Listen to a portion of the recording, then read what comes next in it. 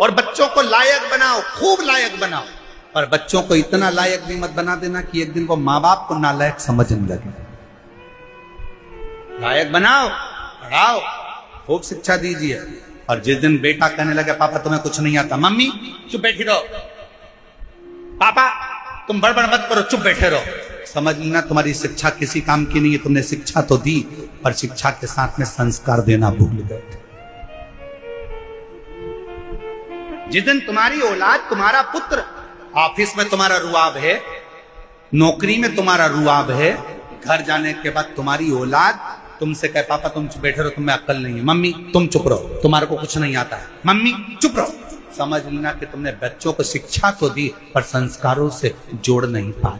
तुम बच्चों को लायक तो बना दिए और उसने तुमको नालायक समझ लिया। इसलिए याद रखना, अपने बुढ़ापे को सुधारने के लिए अपनी औलादों के सामने तुम्हारी पत्नी भले 8वीं फेल है, पर बच्चों से हमेशा कहना कि तेरी माँ के बराबर कोई दुनिया में समझदार नहीं है, और अपने बच्चों के सामने कहना कि तेरे बाप के जैसा दुनिया में कोई समझदार नहीं है। अपने औलाद के सामने अपनी पत्नी का सम्मान करो, अपनी औलाद के सामने अपने पति का सम्मान करो। अगर आज पत्नी अपने पति को बच्चों के सामने कहेगी तेरे बाप में तो अकल ही नहीं है, तेरे बाप में तो अकल नहीं है, तो बच्चा भी वही सीखेगा। और बाप बोलेगा तेरी माँ में तो अकल नहीं है, तेरी माँ में तो अकल नहीं है, तो बच्चा भी वही सीखेगा।